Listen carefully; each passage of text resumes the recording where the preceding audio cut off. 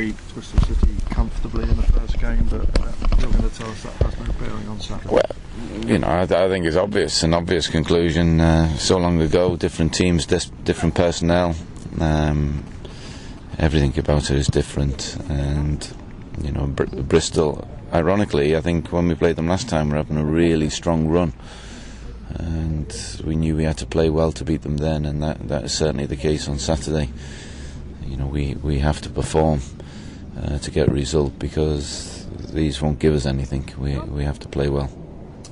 Lack of goals recently, Steve. Has it been a concern, and are you going to do anything different, or are you just got faith in the way it's just one of those spells? Well, I don't even think it's one of those spells. If you look at the fixtures, I think it's perfectly understandable. Wolves at home, I think, always going to be tight, not much given away either side. QPR away, similar kind of game, very, very hard to break them down. Preston, I would say we were the one team who were trying to go forward and be aggressive in our play. But on the day it just didn't happen for us. But if we play with that same desire and mentality, I know it will change and we will score. You've got a very hectic March, haven't you? Yeah. Is it something that will concern you? No, because we're healthy at the moment. We've got a healthy squad.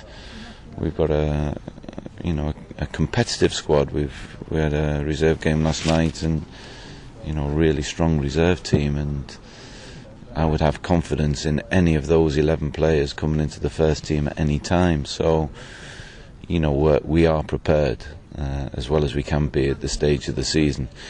You can never legislate for really powerful injury runs, if you see what I mean, in one position, but I think we're reasonably solid all round at the moment. You had a reserve game last night, Marek and JTAB scored. Are they going to be involved in any capacity? Well, again, at this stage, the most important people are the ones who are not playing, because they create the environment which is competitive and forcing the people in possession of the shirt to play well. I know for a fact that over the next 10 weeks that the strength and depth of the squad will be tested to its fullest, and I can't be asking any player to be patient at this stage of the season, but we do need everyone to be focused, and if there are disappointments for people not playing in the team, those disappointments have got to be short term, and then the focus regained on what we are about. Marcus came through in 90 minutes unscathed. Yeah, he made a couple of critical saves at the right moment, and just showed that he's very close back to his best.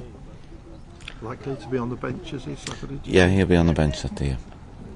Yeah. And two strikers up front. I think Noel got a couple of goals, didn't he? Yeah, Noel got a couple. Does that mean he might try and back up front as a starter again?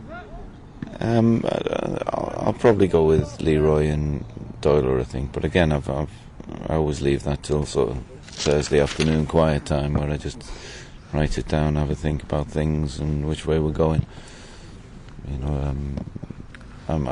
I feel I'm fortunate in the forwards I do have that. Again, I would have confidence in any combination chosen. Is the pitch improved, Steve, since you've not been on it for a couple of weeks?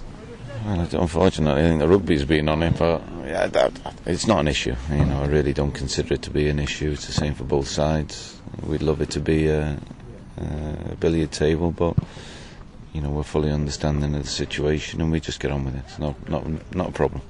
The table changed slightly, despite you not playing. You're in a funny position in the sense that you dropped a place, but you're actually only 4 points off the top with 2 games in hand. Does it matter to you in any sense the position you are now? No, not at the moment. You have dropped out of the top two. No, it means nothing to me. Again, it's just about points accumulation. If we can get as many points as we can, these 2 home games are very important, obviously, because then we go into a month where we have 4 away, 2 at home, and that balance is important to think towards the end of the season. So it's the emphasis is on us to actually deliver the results. As I say, no one's going to give us results. We've got to earn them at this stage. I think sometimes towards the end of March, maybe early, you can get results where teams have sort of settled for where they are. But at the moment, every team's got something to play for, so there's an edge, and our edge and Bristol's edge is to be in the promotion mix. Kevin obviously hasn't scored for some time, but he's still top scorer. I believe he's a top scorer, isn't he? Or he's at the top in the division. Has that earned him the right to carry on? Oh no! Well, I'd like to think there's no sort of sacred cows in the team. It's all about. I think if you look at his recent games, they have been hard, competitive games. There hasn't been much daylight for forwards to work in, but he's still looked the one most likely to. Until that changes, then he's a significant part of our team for sure. Have you had to say anything to the strikers? No. Keep on doing what you're doing. Best. I don't think it's an issue at the moment. I really don't. If they're missing loads of chances, then it's an issue. But again, against Wolves and QPR, it was so tight. There wasn't many chances being created. Preston, we created marginally more, but not prolific. It's a team thing. We score goals, all 11 of us, and we defend all 11 of us. So, they can take a great deal of heart from clean sheets just as much as the defence can. You've still got the best defensive record in the league as well. It's worth mentioning, isn't it? Well, I wish I hadn't have mentioned it. Not that I'm superstitious, but... yeah. Steve, you've mentioned to supporters about trying to give the ball back to the ball boys rather than onto the pitch. People are very suspicious, I think, about multi-balls at grounds, and we just try and get the ball in play as quick as possible for both teams. The last game, the referee incorrectly, can I add, halted the multi-ball. He halted the multi-ball at a stage when one of my players kicked the ball out of play, but it curled back in play. And he halted the multi-ball when the ball was still on the pitch. So it would have been incorrect for a ball boy to throw it back on. But I would ask our supporters if they could throw it back to ball boys and ball girls rather than, think they're doing the right thing by throwing it or kicking it back on the pitch. We want to provide as much football as possible, and we can only do that if the system works. Does it help? Preston, yeah. Will you speak to the referee on Saturday before the game? No. Again, people think we have training sessions for the ball boys and all this rubbish. There's nothing further from the truth. We just want the ball back in play quick, so we can have 90 minutes of action, hopefully, rather than wasting 5 minutes getting the ball from the back of the goal. Has it helped you over the years, do you think? Multiple? But everyone thinks we like to play at a tempo. I wouldn't dispute that. We like to play at quite a fast tempo. But it's the same for both sides. Some teams just ignore the multi-ball. You get to choose, don't you, at the start of the season, do you? Yeah, you have to apply for a licence. Apply for a multi-ball licence. Yeah.